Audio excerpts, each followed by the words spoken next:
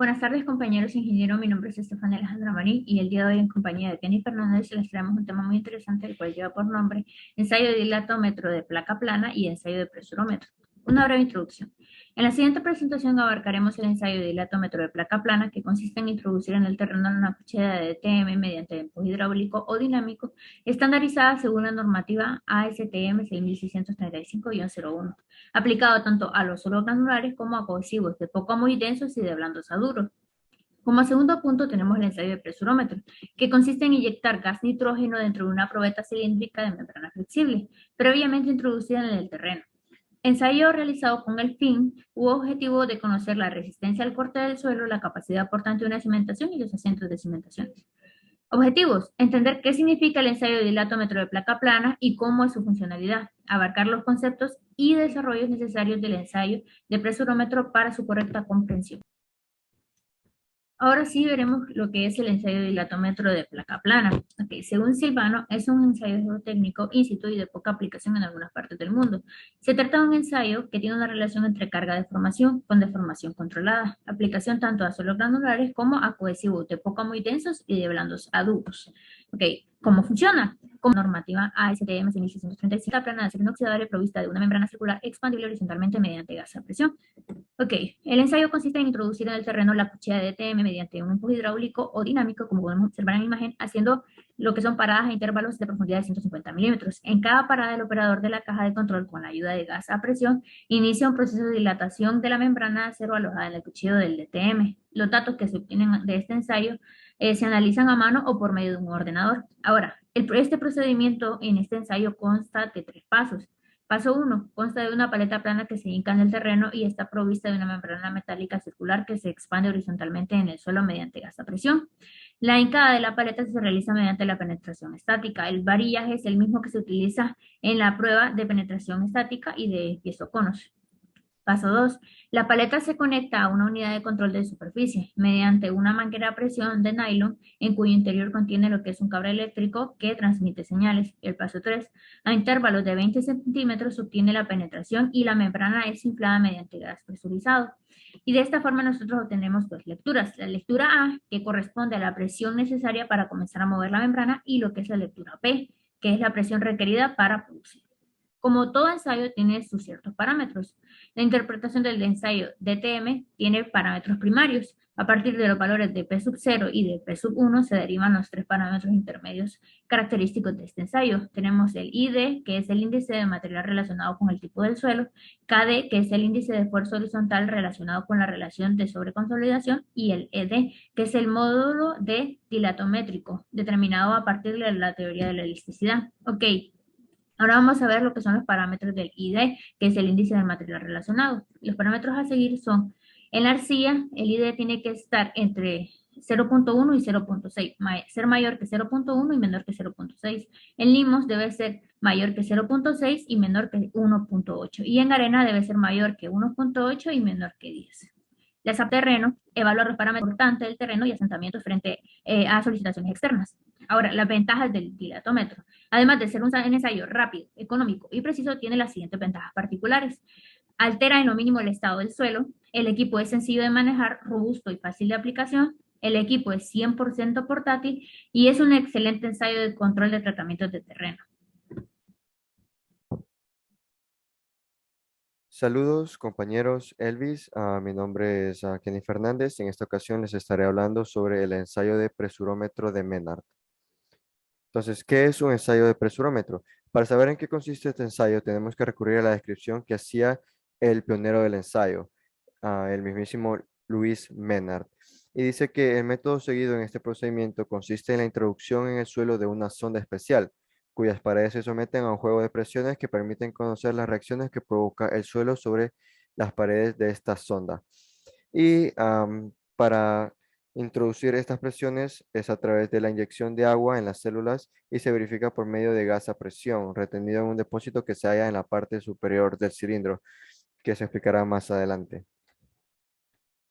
El ensayo presiométrico es un tipo de ensayo de deformación en los que se ensaya el suelo desde su estado inicial en reposo hasta el estado en ruptura o falla, definiendo de esta manera la relación tensión-deformación del material. Como podemos ver en la imagen, nos podemos hacer una idea de cómo es este procedimiento. Se hace un agujero, se escarba un agujero a una profundidad determinada, se introduce la sonda especial y por medio de manómetros se inyecta agua a presión para dilatar el suelo radialmente.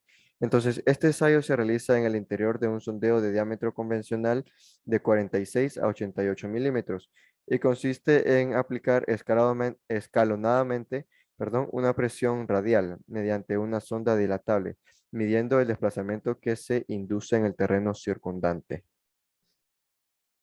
¿Y qué podemos determinar a partir de este ensayo?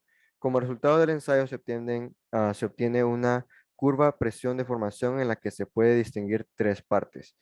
De P a P sub 0, que es la parte de adaptación de la sonda a las paredes de la perforación, de P sub 0 a P sub F, que es la fase elástica lineal que se representa el comportamiento elástico del suelo, donde se obtiene el módulo de elasticidad o el módulo de deformación del suelo, que nos servirá para calcular asentamientos. Y la fase de P sub F a P sub L, que esta es la fase plástica hasta la ruptura del terreno. Con esta curva se puede calcular la presión de fluencia o presión a la que el material deja de comportarse elásticamente y la presión límite a la que el terreno se cizalla o rompe, por lo que nos sirve para calcular la carga admisible en cimentaciones. La importancia de este ensayo e igual que los ensayos in situ en la ingeniería geotécnica, es para determinar las características geotécnicas como resistencia, deformabilidad o permeabilidad de los suelos o rocas donde se va a construir o donde queremos conocer su comportamiento. Y este ensayo se diferencia de los demás, de otros ensayos totalmente empíricos como el ensayo de penetración estándar o SPT que se vio en la clase al ser una medición directa de las propiedades de resistencia y deformación de terreno que no involucran correlaciones con algún grado de empirismo. Como podemos ver en la imagen, este es el dispositivo que se utiliza para hacer las medidas tanto de presión como de deformación. ¿Y cómo funciona? El aparato consta esencialmente en una sonda, como se mencionó anteriormente, y un cilindro que controla las variaciones de volumen. La sonda se ha subdividido en tres células de membranas de caucho cuya dilatación se realiza por medio de la inyección de agua a presión controlada con un manómetro. Estas células se han formado de tal manera que solo permita una expansión radial. El cilindro que controla el volumen es de cristal graduado y permite leer las variaciones de volumen debidas a la dilatación de la célula central. Y cuando la sonda se halla en posición, se va aumentando las presiones progresivamente, dejando unos segundos o minutos de tiempo, presiones constantes antes de aumentar la presión nuevamente. Esta es una imagen de el equipo que se utiliza para hacer este ensayo. Y la perforación se realiza de modo que la pared de esta quede prácticamente intacta, que no se desmorone y que el diámetro sea de acuerdo al tamaño de la sonda y que el suelo resulte lo menos alterado posible. Para casos de terrenos granulares cuyo equilibrio de las paredes no es seguro, se colocará un tubo protector ranurado deformable radicalmente que se introducirá directamente en el terreno. Los parámetros que se siguen en este ensayo tenemos la etapa 1 o la primera etapa que comprende el inflado de la sonda hasta ponerse íntimamente en contacto con las paredes de la perforación, que es la fase de P a P sub 0 que mencioné anteriormente. A la segunda etapa, que es donde el suelo comienza a resistir y es necesario aplicar una presión mayor para lograr que el mismo se forme. Y esta etapa por lo generalmente tiene una parte recta que define la parte elástica del suelo, que es de la presión P sub 0 a P sub F.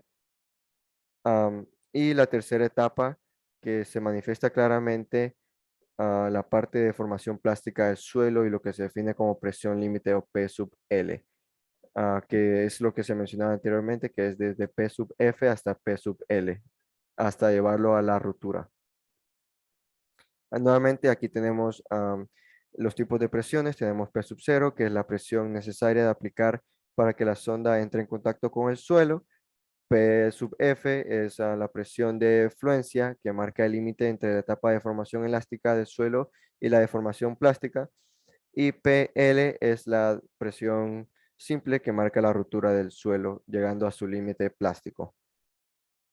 Algunas de las aplicaciones para este ensayo es determinar la resistencia al corte del suelo, capacidad portante de una cimentación y asientos de cimentaciones, a obtener la curva P versus Y en el cálculo de esfuerzos horizontales en pilotes, para obtener la carga admisible en pilotes y obtener rozamiento unitario límite por fuste en micropilotes y adherencia límite en anclajes del terreno.